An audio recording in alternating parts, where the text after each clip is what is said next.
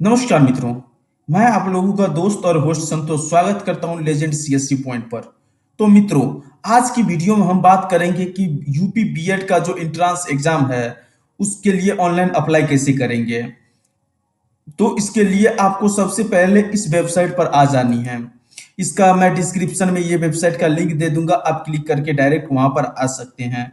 तो इस वेबसाइट पर आप जैसे डिस्क्रिप्शन में क्लिक करेंगे तो इस वेबसाइट पर आपको रिडायरेक्ट कर दिया जाएगा। आपको इस वेबसाइट पर आ जानी है। उसके बाद आपको दो सेक्शन देखने को मिलेगा। एक click here to new registration और एक एग्जिस्टिंग यूजर लॉगिन। तो आपको सबसे पहले तो स्टूडेंट का रजिस्ट्रेशन कर लेनी है। तो चलिए हम लोग रजिस्ट्रेशन कर नाम शुरू करते हैं। तो मित्रों, अगर आप जनरल और ओबीसी कैंडिडेट है तो आपको 1650 रुपया का पेमेंट देना पड़ेगा। अगर एससी एसटी का सर्टिफिकेट है आपका और आप यूपी से ही प्रॉपर आते हैं तो आपको 850 रुपया लगेगा। और एससी एसटी अगर अदर स्टेट से है तो आपको 1650 रुपया लगेगा। वहीं पर आपको मित्रों जनरल ओबीसी से आते हैं आप तो 2000 रुपया लगेगा। तो ये कब लगने वाला है आपको? ये 6 मार्च के बाद लगेगा और ये 6 मार्च से पहले का है। तो आप लोग अपने हिसाब से देख लीजिएगा। यहाँ कुछ टर्म एंड कंडीशंस है कि आपके पास क्या क्या होनी चाहिए। एक्टिव मोबाइल होनी चाहिए, एक्टिव ईमेल एड्रेस होना चाहिए, अल्टरनेटिव मोबाइल नंबर होनी चाहिए, लेफ्ट और राइट का इंडेक्स फिंगर होनी चाहिए। तो ये सारे डॉक्यूमेंट हम लोग धीरे धीरे अपलोड करेंगे। तो चलिए हम लोग शुरुआत करते हैं। तो सबसे पहले हम लोग एग्री पर क्लिक कर देते हैं और फिर आगे बढ़ते हैं। तो मित्रों, उसके बाद आपसे कुछ बेसिक डिटेल पूछा जाएगा जिसमें कैंडिडेट का क्या नाम है आपसे पूछा जा रहा है। तो आपको कैंडिडेट का नाम अपने मार्कशीट के अकॉर्डिंग फिल कर देनी है। उसके बाद मित्रों आपको इसमें कैंडिडेट का फादर का नाम आपको फिल कर देनी, इसमें कन्फर्म करना है। फिर कैंडिडेट का मदर का नाम फिल करनी है और इसमें भी उसके मदर का नाम कंफर्म कर देना है। उसके बाद आपको डेट ऑफ बर्थ पूछा जा रहा है कैंडिडेट का, तो आपको डेट ऑफ बर्थ फिल कर देनी है और उसके बाद उसे कंफर्म फिर से डाल देनी है। उसके बाद मित्रों एक ईमेल आईडी डालनी है आपको और एक और ईमेल आईडी डालनी है कंफर्म के लिए। सेम ही ईमेल आईडी दोनों में होना चाहिए और फिर एक मोबाइल नंबर डाल देनी है और फिर जनरेट ओटीपी पर क्लिक कर देनी है। तो सबसे पहले हम डिटेल फिल कर देते हैं, फिर आगे बात करेंगे। तो मित्रों इस तरह से डाटा पूरी तरह से मैंने फिल कर लिया है। उसके बाद आपको जनरेट ओटीपी पर क्लिक कर देनी है। जैसे जनरेट ओटीपी पर क्लिक करेंगे तो फिर से आपके सामने एक कैप्चा आएगा, उसे फिल कर देनी है। फिर सबमिट बटन पर क्लिक कर देना है।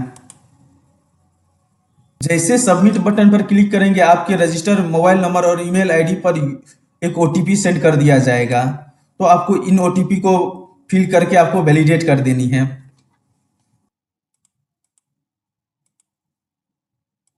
तो इस तरह से ओटीपी वैलिडेट हो जाने के बाद ओटीपी का वैलिडेशन सेक्शन गायब हो जाएगा। उसके बाद फिर से आपको कैप्चा फिल करके रजिस्टर पर क्लिक कर देनी है।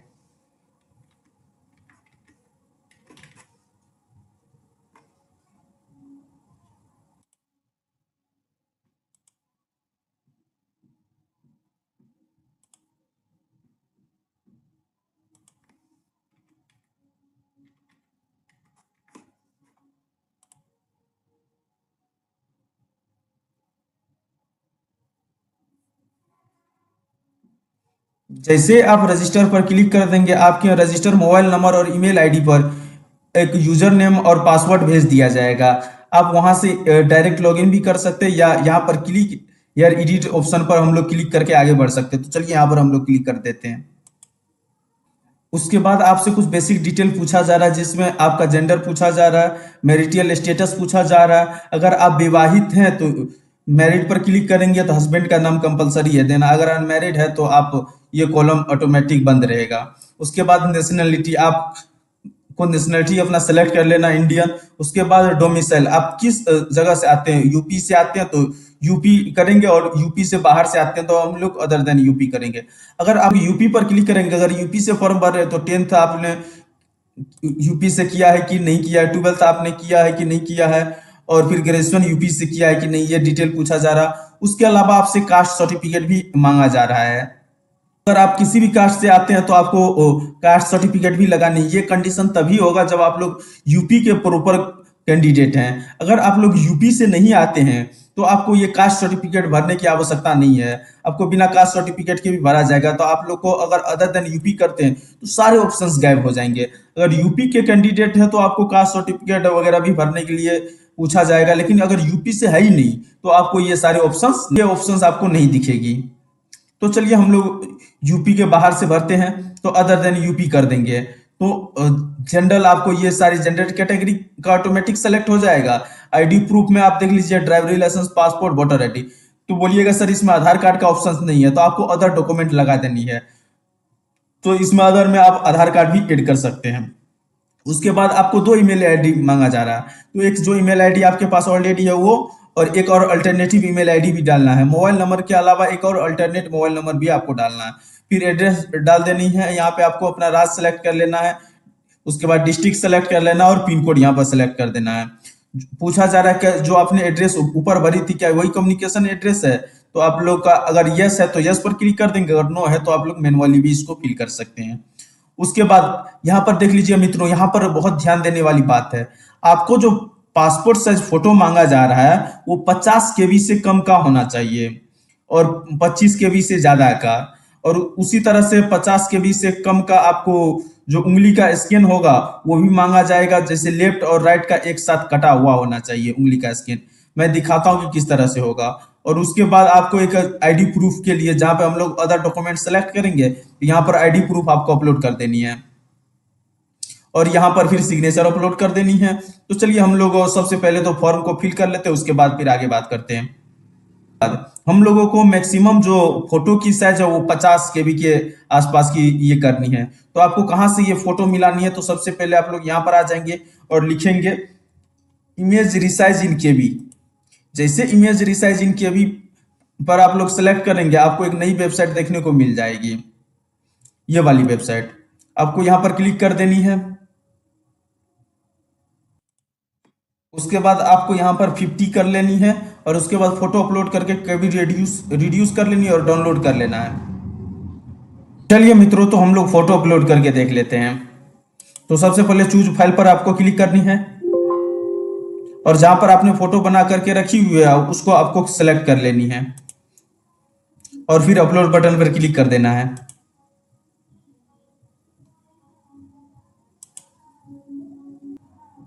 उसके बाद आपको सिग्नेचर अपलोड करना है।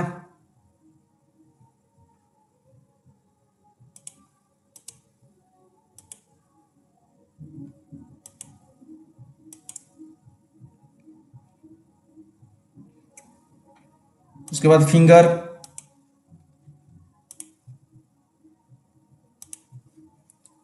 और उसके बाद आपको कोई सा भी एक डॉक्यूमेंट भी आप अपलोड कर सकते हैं। आधार कार्ड अपलोड कर दीजिए यहाँ पर।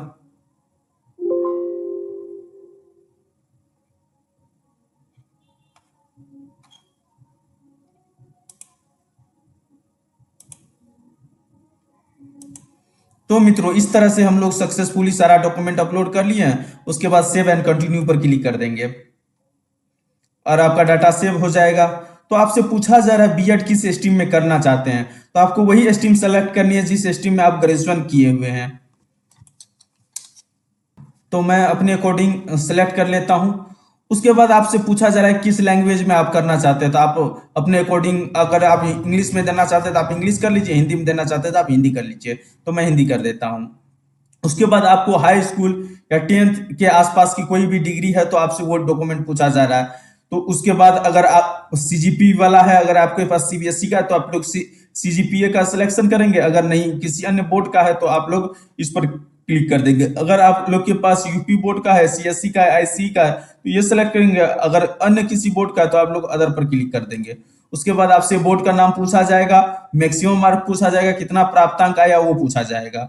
उसके बाद आपसे पूछा जाएगा कि पासिंग ईयर, तो जो भी आप पासिंग ईयर सेलेक्ट करेंगे वहां पर आपको मार्कशीट अपलोड करने का ऑप्शन आ जाएगा, तो यहाँ पर आपको अपलोड कर देनी है। इसी तरह से आपको 12th का भी मार्कशीट अपलोड कर देनी है। 12th के मार्कशीट के अलावा आपके पास आईटीआई या एसएससी का भी अगर मार्कशीट है तो आप लोग यहाँ पर अपलोड कर सकते हैं। तो आपको जिस भी बोर्ड से आपने किया हुआ तो वो बोर्ड सेलेक्ट कर लेंगे। उसके बाद आपसे ग्रेजुएशन की डिटेल पूछी जा रही है। तो आप लोग अपने अकॉर्डिंग सेलेक्ट कर लेंगे कि कौन सी स्ट्रीम से ग्रेजुएशन की हुए हैं। उसके बाद आप किस यूनिवर्सिटी से किए हुए हैं ग्रेजुएशन वो लिख देनी है। उसके बाद आपको अपना रोल नंबर यहाँ पर लिख देनी है। उसके बाद आपसे उत्तीर्ण वर्ष पूछा जा रहा है तो वो फिल कर देनी है। उसके बाद आपका टोटल मार्क परसेंटेज में है तो आप लोग परसेंटेज लिख देंगे, और टोटल मार्क कितना का था तो आप अपने अकॉर्डिंग सेलेक्ट कर लेंगे। मेरे अकॉर्डिंग 1500 है। उसके बाद आपको कितना अंक प्राप्त हुआ तो वो आप लोग लिख देंगे। और इसके बाद आपको ग्रेजुएशन की जो सर्टिफिकेट है उसको अपलोड कर देनी है।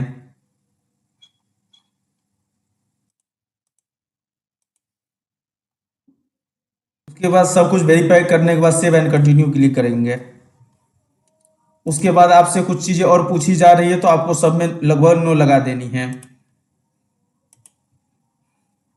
आप वही पूछा जा रहा है कि क्या आपने नेशनल कैडेट वगैरह से पास किए हुए हैं, अगर किए हुए तो यस करेंगे और नहीं किए हुए तो नो करेंगे। हमारी कंडीशन में लगभग नो का ऑप्शन है तो सब में हम लोग जनरली नो नो भर देते हैं।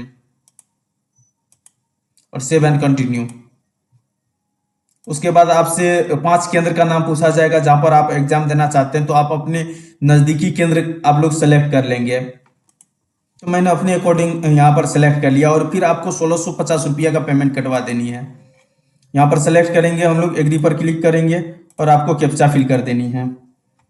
एक बार कैप्चा चाहे तो आप रिफ्रेश भी कर सकते हैं, नहीं कैप्चा जनरेट करवा सकते हैं, और फिर यहाँ पर आपको कैप्चा फिल करके सबमिट कर देनी है।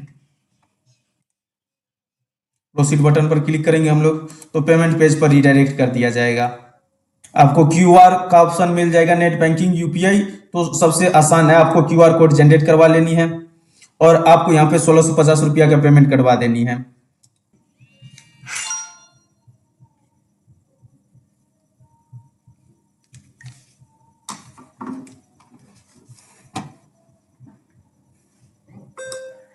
आप अपना डिटेल यहाँ से देख सकते हैं। उसके बाद आपको प्रिंट करना है तो आप प्रिंट पर करेंगे और क्लिक हेयर पर, हेयर बटन पर क्लिक कर देंगे।